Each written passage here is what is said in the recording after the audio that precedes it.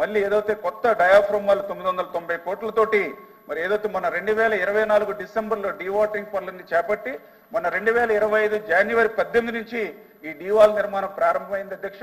ఇది కూడా ఎవరైతే బావర్ కంపెనీ ఏదైతే మనకి జర్మనీ కంపెనీ ఏదైతే ఉందో వాళ్ళు ఇందులో ఎక్స్పీరియన్స్ కాబట్టి ఆ కంపెనీకి ఇవ్వడం జరిగింది.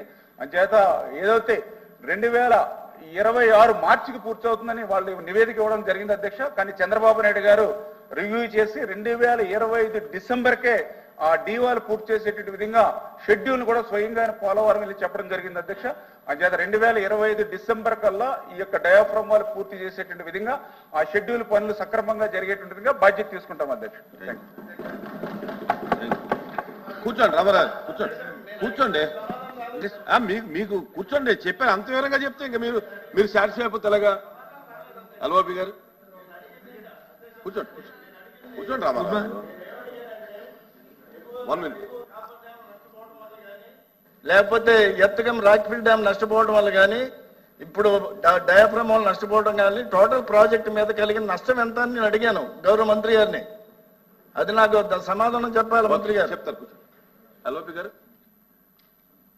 అభ్యంతరం లేకపోతే ఒక విషయాన్ని ఒక సెకండ్ సార్ అపార్థం చేసుకోవద్దు.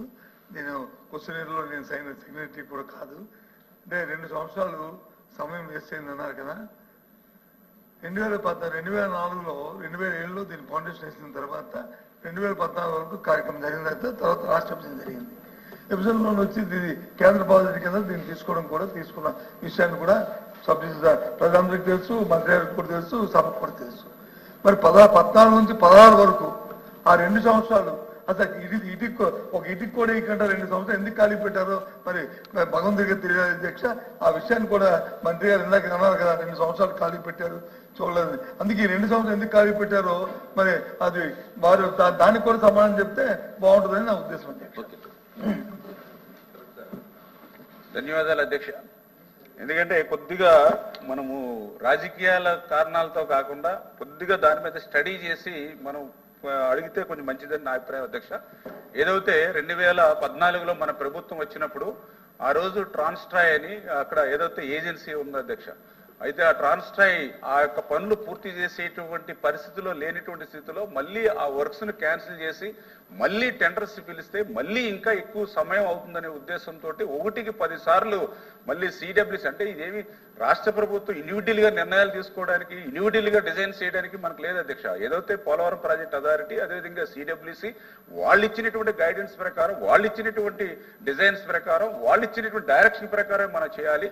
ఆ రకంగా ట్రాన్స్ట్రాయ్ చేయలేనటువంటి స్థితిలో కూడా పనులు మళ్ళీ ఆలస్యం అవ్వకూడదు. ఎందుకంటే గతంలో ఏదైతే కిరణ్ కుమార్ రెడ్డి గారి సమయంలో కూడా 5 సంవత్సరాలు ఆ ట్రాన్స్ట్రాయ్ కనీసం పనులు చేయకుండా వృధాగా గడిపేసినటువంటి పరిస్థితి అధ్యక్ష. అందుకే మళ్ళీ చంద్రబాబు నాయుడు గారు ఏదైతే మరి ఆల్టర్నేటివ్ కూడా అరేంజ్మెంట్ చేసి కొన్ని ఏదైతే బెకం ఇప్పుడు ఏదైతే అంతర్జాతీయంగా కూడా గేట్స్ లో కానీ ఇట్లో కానీ వాళ్ళకి మంచి పేరున్నటువంటిది, అదేవిధంగా బావర్ ఏదైతే డయాఫ్రమ్ వాళ్ళలో వరల్డ్ లో వాళ్ళకి బాగా పేరునిక్కనటువంటి వ్యవస్థ.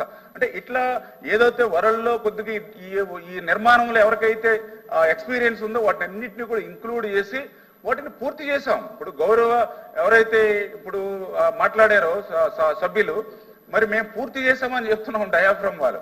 అంటే ఆ రోజు పూర్తి చేసినటువంటి డయాఫ్రమ్ వాళ్ళని మీరు ఆ 2 నెలలు 3 నెలలు కనీసం ఏజెన్సీలు కంటిన్యూ అయ్యి ఉంటే అప్పర్ కాపర్ డ్యాము పూర్తి అయిపోయింది.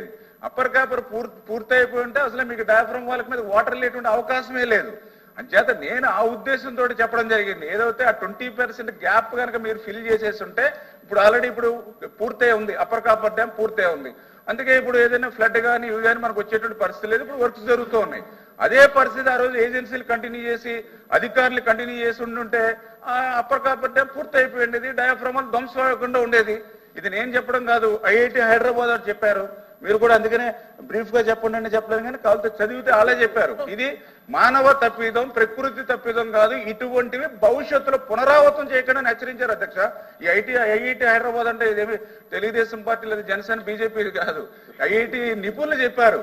ఏమని ఇటువంటివి భవిష్యత్తులో పునరావృతం చేయొద్దు, ఇటువంటి క్లిష్టతరమైన ప్రాజెక్టులు ఇటువంటి తప్పుడు ఏదైతే ప్రణాళిక చేయొద్దని వాళ్ళే హెచ్చరించారు అధ్యక్ష. అంచేత ఏంటంటే గత ప్రభుత్వం నిర్వాహకం వల్ల ఇది దెబ్బతింది. దాన్ని ఏదైతే మళ్ళీ ఈ రోజు అదృష్టం కొద్ది ఇవాళ డబుల్ ఇంజిన్ సర్కార్ ఈ రోజు అటు కేంద్రంలో కానీ ట్రయల్స్ ఏదైతే మన ఆంధ్రాలో ఉంది, అందుకే నరేంద్ర మోడీ గారి సహకారంతో కూడా ఈ రోజు ఏదైతే దానికి సంబంధించినటువంటి 12